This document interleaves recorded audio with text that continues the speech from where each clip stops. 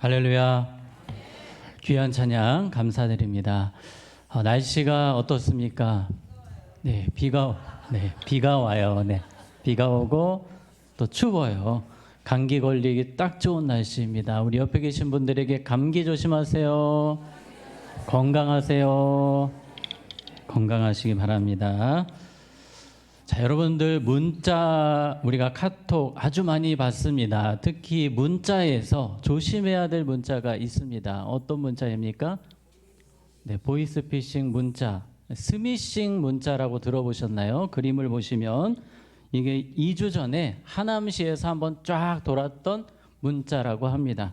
민원, 쓰레기 방치 및 투기로 신고가 접수되어 알려드립니다. 민원 내용 확인하기. 여기서 누르는 순간 어떻게 되죠? 뭔가 문제가 생깁니다. 어떤 분이 눌렀더니 정부24 홈페이지로 연결이 됐다고 합니다. 근데 그 정부24는 가짜 홈페이지였어요. 그 사람들이 만든 정부24 홈페이지인데 속는 거죠. 정부24 맞네 하고 누릅니다. 그랬더니 개인정보 요구를 합니다. 정말 내가 쓰레기를 버렸는지 알기 위해서 개인 번호를 넣었다가는 큰일 납니다. 절대 개인 번호 어디다가 넣지 마시고, 특히 이런 문자 오실 때는 무조건 피하셔야 돼요. 삭제를 하시든지. 특히 또 여러 가지가 있습니다. 종류가 CJ 택배 배송 중입니다. 배송지를 선택해 주세요. 1, 2, 3번. 누가 봐도 택배사의 문자 같죠. 근데 특히 저 영어로 된 부분을 누르면 됩니까? 안 됩니까? 안 됩니다. 또 옆에 보니까 영준혜미, 혹시 영준혜미 안 계시죠? 네. 정말 지인들 이름까지 딱 넣어가지고 이런 문자를 보내니까 안 속을 수가 없는 거예요. 근데 뭘 누르면 안 되십니까?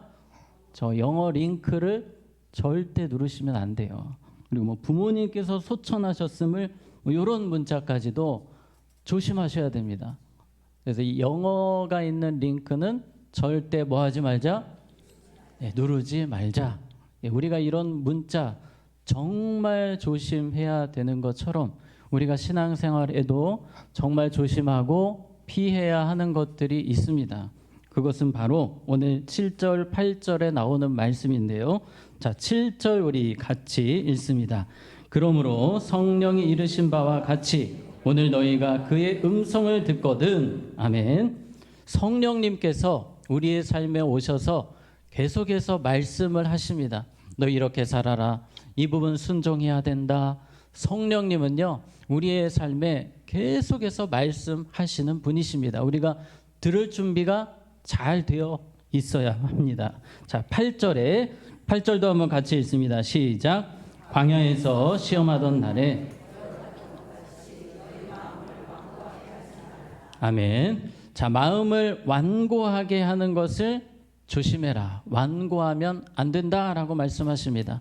자, 완고하다는 것은 마음이 딱딱해진다는 거예요. 마음이 돌같이 굳어지는 겁니다. 이 사람은 말씀이 들어가면 어떻게 될까요? 튕겨 나갑니다. 하나도 흡수가 안 되는 마음밭, 그것이 바로 완고한 마음이고요. 또 세 글자로 우리가 많이 들어본 표현입니다. 강팍함. 이게 좀 어려워요. 발음이. 강팍함이 아니고 강팍함이에요. 팍. 이게 괴팍할 팍. 좀 어렵습니다. 강팍함. 이거 조심해야 됩니다. 마음이 돌 같은 것, 딱딱해지는 것. 우리의 장기도 그렇지 않습니까? 우리의 장기가 딱딱해지면 경화가 된다, 그런 표현을 쓰는데, 간경화 들어보셨죠? 이 간경화가 간이 딱딱해지면서 성능이 발휘가 안 돼서 정말 위험한 질병 아닙니까? 이 간경화로 가지 않기 위해서 제가 신문기사에서 한 가지를 봤는데, 간경화로 가지 않기 위해서 또는 간경화에 걸렸을 때 조심해야 되는 음식 한 가지가 있대요. 짠 음식. 짠 음식만 조심하셔도 간경화에 대해서 좀 더 우리가 강해질 수 있다. 그런 명의의 기사를 제가 본 적이 있습니다. 그런데 이 간경화 정말 무서운데요. 이 간경화보다 더 무서운 것이 마음의 경화, 마음이 딱딱해지는 것, 완고함, 강팍함, 우리가 이 부분을 항상 조심해야 합니다. 성경에 보면 이 완고함 때문에 멸망의 길을 갔던 사람들이 너무나도 많이 나옵니다. 오늘 우리가 읽었던 8절에 광야에서 시험하던 날과 같이 광야에서 강팍했던 사람들, 완고했던 사람들 아주 많이 나옵니다. 제가 최근에 했던 설교 중에 고라 일당 생각나십니까? 예, 고라 일당들이 바로 강팍함의 대명사였어요. 하도 제가 고라 이야기를 많이 해서 또 고라 이야기 하나 하실 수 있는데, 예, 오늘도 고라 이야기를 제가 할 겁니다. 새벽에 전에 한번 이 고라 일당 이야기를 했어요. 근데 그 새벽 예배 민수기 16장 전반부만 제가 언급을 했기 때문에 오늘은 이 완고함에 대해서, 광야에서 시험했던 사람들, 그 완고함을 설명하기가 딱 좋은 사람들이 이 고라 일당들이에요. 그래서 오늘 저번에 새벽에 다루지 않았던 그 뒷부분을 함께 여러분과 보려고 합니다. 자, 우리 한번 고라, 아비람, 다단 생각나실지 모르겠습니다. 고라, 아비람, 다단. 이 고라가 250명 데리고 왔는데 그 250명도 악한 사람들이지만 정말 최악질은 고라와 아비람, 다단 3명이었어요. 이 3명이 제일 모세와 아론을 대적했고 끌어내리려고 한 거의 주동자들입니다. 그런데 그들의 깊은 속내는 무엇이었을까요? 교만함이었습니다. 내가 니들보다 낫다. 내가 모세와 아론보다 훨씬 나은 사람이다라는 그 교만함에서부터 강팍함까지 연결이 되는 겁니다. 그래서 교만함과 완고함, 강팍함, 이것은 세트로 움직입니다. 마음이 딱딱하다는 것은 교만하다는 것과 꼭 연결이 돼요. 그래서 우리가 교만함을 조심해야 됩니다. 보통 교만한 사람은요, 주변 사람들이 나보다 못난 사람들이 많아 보입니다. 우리 한번 주변을 한번 살짝 보세요. 여러분, 주변 분들이 나보다 나으십니까? 아니면 나보다 못난 사람도 있습니까? 따라해 봅시다. 전부 나보다 나으십니다. 아멘. 네, 우리 하나님의 자녀들은 나보다 남을 더 어떻게 여기고 낮게, 훌륭하게, 존귀하게, 더 뛰어나게 여기는 사람들이 되어야 합니다. 그게 겸손이에요. 남을 바라볼 때에 훌륭하신 분, 귀하신 분, 이 마음이 충만하다면 내가 지금 겸손하다는 증거입니다. 그래서 여러분 자신을 점검해 보시면서 더 겸손의 삶을 사시기를 축복합니다. 특히 우리가 말씀 앞에 겸손해야 돼요. 말씀 앞에 자신을 낮추는 겁니다. 하나님, 이 말씀으로 내가 정말 변화되기 원합니다. 하나님, 저는 부족합니다. 더 들어야 됩니다. 알아야 됩니다. 깨닫기 원합니다. 은혜가 부어질 줄로 믿습니다. 그런데 말씀 앞에 교만한 사람들은 이거 나 아는 말씀인데, 식상한 말씀이네, 누가 들었으면 좋겠네, 이 말씀 나는 아니까 딴 생각해야 되겠다가 아니라 우리는 어떤 말씀이든지 겸손하게 사모하며 들어야 합니다. 자, 오늘 이 사람들이 어떻게 심판을 당하는지 민수기 16장 26절에 모세가 회중에게 말하여 이르되 이 악인들의 장막에서 뭐하고 떠나고 그들의 물건은 아무것도 만지지 말라. 그들의 모든 죄 중에서 너희도 멸망할까 두려워하노라 하며, 지금 고라와 다단, 아비람 3명 가족들과 함께 서 있습니다. 모세를 향해서 으르렁거리고 있는데 주변에 사람들이 달라붙어 있어요. 그러니까 모세가 명령을 합니다. 주변으로 다 떠나라. 이 3명 주변에 있지 말고 3명의 물건도 만지지 말고 그 자리를 떠나라. 그들과 말을 섞지도 말고 그들과 함께하지 말고 너희들 떠나야만 살 수 있다. 그래서 다 도망가게 합니다. 하나님의 심판이 시작되기 때문입니다. 시간을 주는 거예요. 자, 민수기 16장 27절입니다. 무리가 고라와 다단과 아비람의 장막 사방을 뭐하고 떠나고 이제 다 도망갔어요. 무서운 심판이 오기 전에 다단과 아비람은 그들의 처자와 유아들과 함께 나와서 자기 장막문에 선지라. 이 말은 지금 두려운 말씀이 선포되고 있는데 고라와 다단과 아비람의 가족들과 함께 뭐하고 있냐면요, 이 사람들은 어디 한번 해봐라 이거예요. 지금 하나님의 심판이 임하기 5분 정도 직전입니다. 다른 사람들은 다 도망갔는데 마음이 얼마나 완고한지 어디 한번 해보시죠. 거의 대들고 있는 수준으로 당당하게 서 있습니다. 그 시간에 뭐 해야 합니까? 회개해야 됩니다. 하나님이 회개하라고 5분 정도 시간을 주신 거예요. 그런데 당당하게 맞섭니다. 어디 한번 해보시지 하면서 가족들까지, 가족들은 무슨 죄입니까? 가족들까지 다 끌고 나와서 모세 아론 앞에 서 있는 겁니다. 여러분, 이 완고함이 무서운 것은 마지막 회개의 시간까지 발로 차버리게 합니다. 마음이 딱딱해지면 회개할 생각이 사라지는 거예요. 골든 타임을 놓치는 겁니다. 하나님이 주신 골든 타임을 그들은 딱딱한 마음을 가지고 발로 차버리는 실수를 합니다. 성경에 그랬던 사람 요나가 있습니다. 요나, 니느웨로 가라고 하나님 말씀하셨는데 다시스로 가는 배를 타고 배 아래서 뭐 합니까? 잠을 잡니다. 성격이 되게 좋은 것 같지만 강팍한 거예요. 완고한 겁니다. 마음이 너무 굳어져서 두려움이 전혀 없습니다. 그런데 이 요나를 거꾸로 하면 뭡니까? 나요. 예, 우리가 요나가 될 수 있습니다. 조심해야 돼요. 하나님이 주신 회개의 기회를 놓치는 순간 요나와 같이, 오늘 고라 일당들과 같이 하나님께 큰 벌을 받게 됩니다. 우리는 항상 겸손하게 주님의 말씀이 들릴 때에 마음 문을 열고 나로 순종하게 하시는구나, 나를 돌아보게 하시는구나, 나로 회개하게 하시는구나, 늘 마음 문을 열고 겸손히 살아갈 때에 이러한 완고함에 빠지지 않게 되는 것입니다. 이 고라와 일당들은 지금 설마 하는 겁니다. 설마 무슨 일이 있겠나. 지금 이제 엄청난 심판이 떨어지기 직전인데 설마 하면서 당당하게 서 있습니다. 우리도 그럴 수 있습니다. 많은 크리스찬들이 설마 하면서 하나님의 그 죄와 순종의 경계선에서 왔다 갔다 하나님이 이번에도 벌을 안 내리시네 하면서 또 경계선에서 왔다 갔다 합니다. 내성이 생기는 거예요. 내성이. 하나님이 또 벌을 안 내리시니 또 나에게 불순종의 기회를 주시는구나. 완고함의 모습입니다. 로마서 2장 4절에 보시면 홍대가 하나님의 인자하심이 너를 인도하여 회개하게 하심을 알지 못하여 그의 인자하심과 용납하심과 길이 참으심이 풍성함을 뭐하느냐? 멸시하느냐. 하나님께서 날벼락을 갑자기 내리시지 않는 이유는 우리 보고 뭐하라고? 회개하라고 주신 기회입니다. 하나님이 여러분에게 어떤 어려움을 주시지 않을 때 분명히 내가 잘못하는 것 같은데, 내가 실수한 것 같은데 하나님의 벌이 임하지 않을 때는 감사하시기 바랍니다.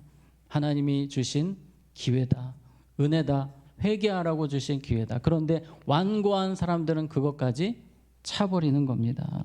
오늘 로마서 2장 4절에 나온 것처럼 하나님의 인자하심을 이용하지 말라는 거예요. 하나님의 인자하심을 멸시하지 말아라 말씀하십니다. 로마서 2장 5절 우리 같이 읽습니다. 다만 내 고집과 회개하지 아니한 마음을 따라 진노의 날 곧 하나님의 의로우신 심판이 나타나는 그날에 이 말 진노를 내게 쌓는도다. 아멘. 다만 내 무엇과? 고집과 회개하지 아니하는 마음. 고집, 회개하지 아니하는 마음은 결국 같이 가게 되어 있습니다. 완고함 우리 항상 조심해야 됩니다. 따라해 봅시다. 주여 내 마음을 부드럽게 하여 주시옵소서. 아멘. 부드러운 마음이 말씀이 잘 들어갑니다. 그리고 회개하는 마음이 됩니다. 자, 민수기 16장 32절에 땅이 그의 입을 열어 그들과 그들의 집과 고라에게 속한 모든 사람과 그들의 재물을 뭐 했습니까? 삼킴에. 갑자기 땅이 쫙 벌어지더니 고라와 그 사람들, 가족들까지, 심지어 집과 재물까지 다 삼켜버립니다. 정말 무서운 일이 일어납니다. 이 사람들은 갑자기 추락을 하는데 그 다음이 더 무서워요. 하나님께서 그 땅을 어떻게 하십니까? 닫아버리세요. 그냥 그대로 죽여버리셨습니다. 얼마나 무서운 심판입니까? 이 완고함이 부른 심판이에요. 그러니까 완고함의 끝은 결국 심판입니다. 그런데 이 심판은 조금 특이합니다. 하나님께서 지금까지 이렇게 심판하신 적이 없었어요. 땅을 갈라지게 해서 사람을 넣고 덮어버리시는, 정말 이런 방식은 처음이에요. 어떤 주석가들은 하나님께서는 우리를 벌하실, 심판하실 종류가 수천 가지가 넘는다, 네, 그런 표현을 쓰시더라고요. 그렇습니다. 여러분, 하나님은 우리가 생각하는 것보다 더 두려우신 분이십니다.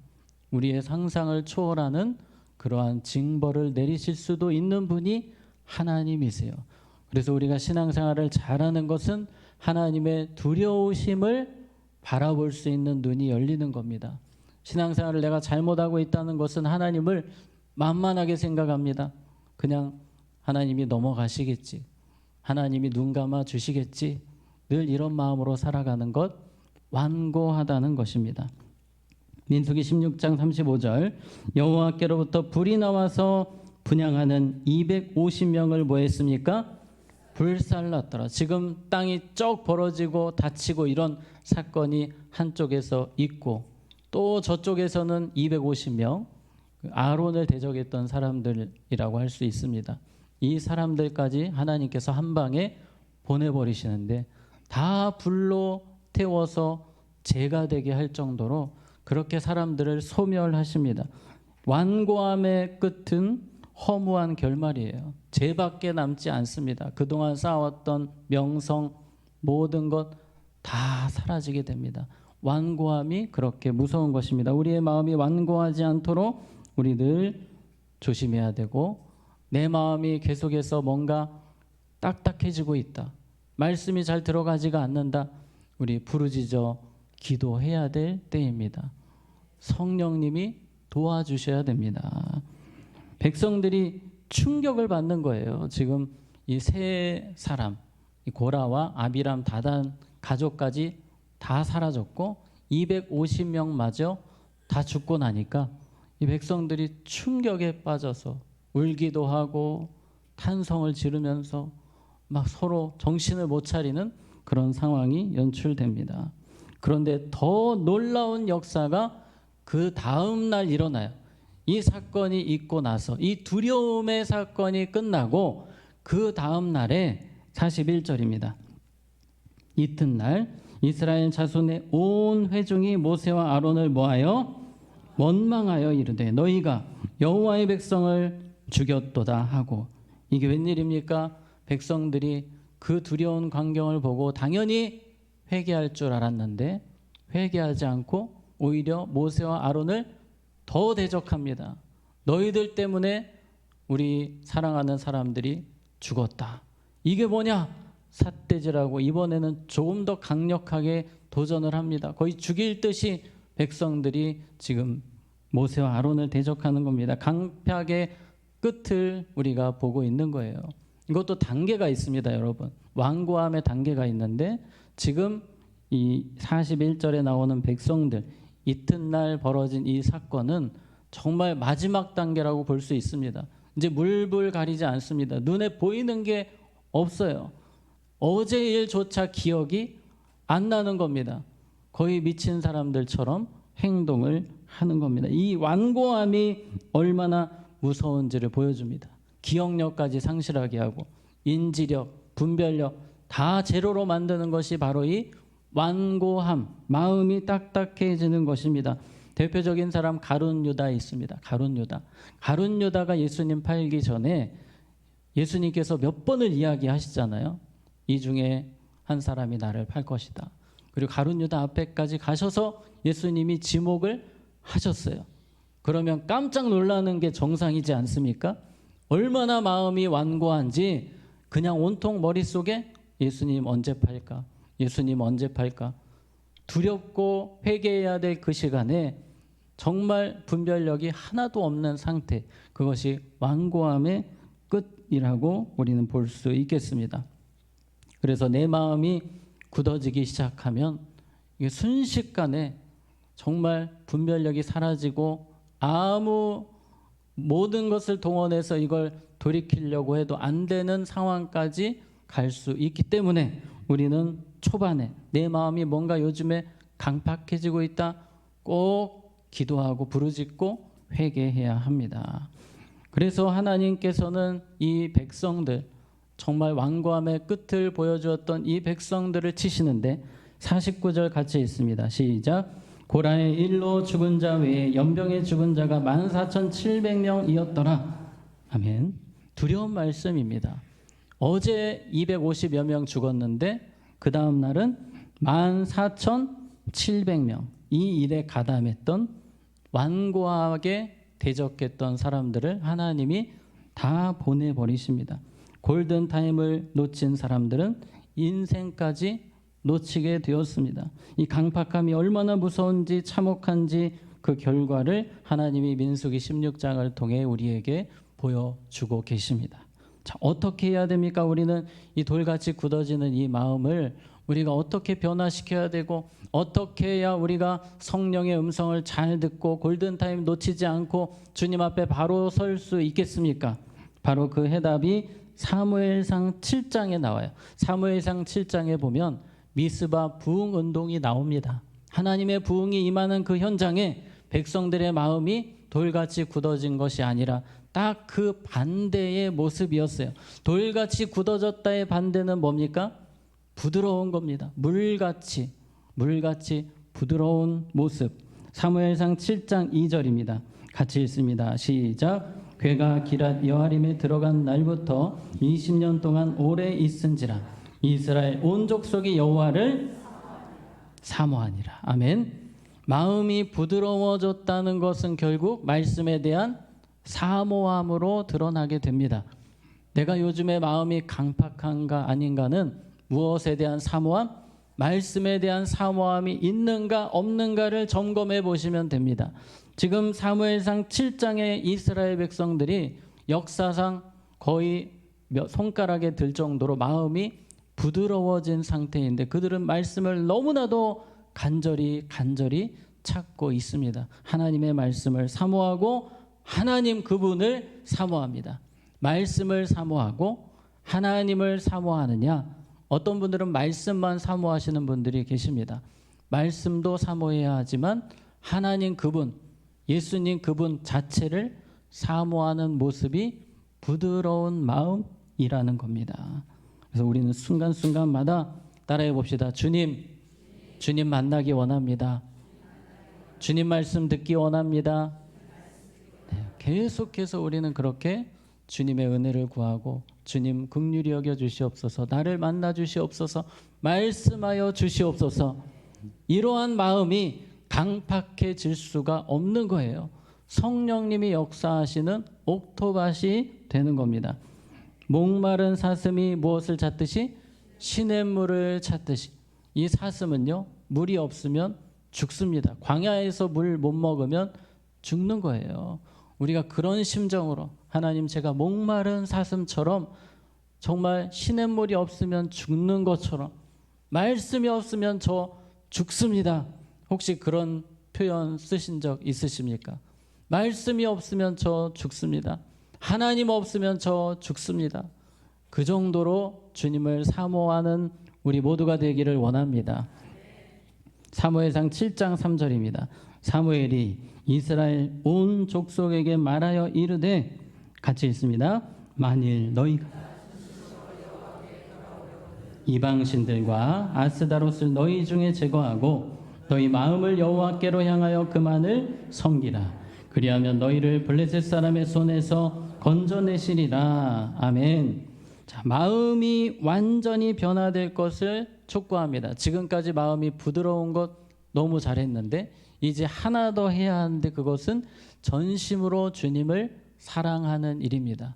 그들은 주님의 말씀도 사모하고 말씀도 사모하지만 여전히 우상을 하나씩 여기저기 끼고 다닙니다. 주머니에도 우상이 있고 가방에도 우상이 있고, 근데 말씀은 사모하고 하나님은 사랑해요. 그 모습을 사무엘이 정확히 꿰뚫고 너희들 정말 주님만 사랑해야 된다. 그러면 우상을 다 뭐해라? 제거해라.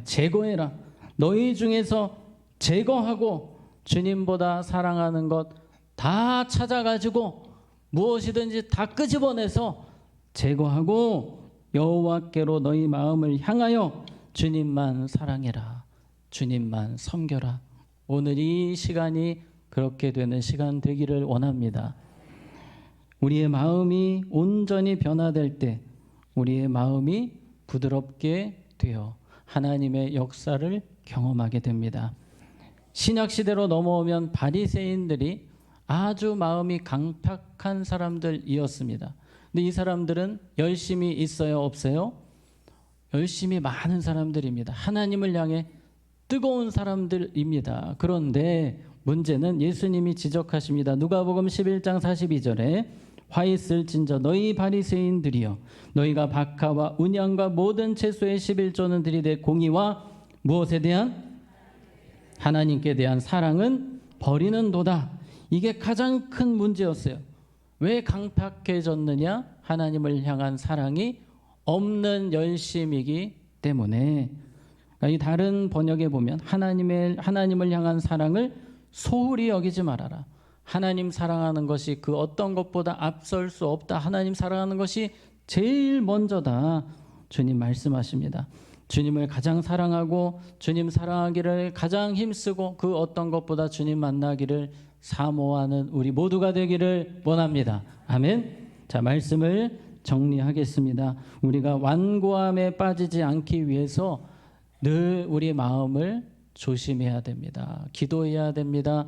우리의 마음이 부드러워지도록 주님께 기도하고 특별히 말씀을 사모하고 주님 만나기를 사모하고 주님을 최선 다해 사랑하며 한순간도 강팍함에 빠지지 않도록 늘 그렇게 주님 앞에서 평생을 살아가는 우리 모두가 되기를 원합니다. 아멘. 이 시간 우리 함께 찬양하고 기도하는 시간 갖겠습니다. 우리 주께 가까이 날 이끄소서.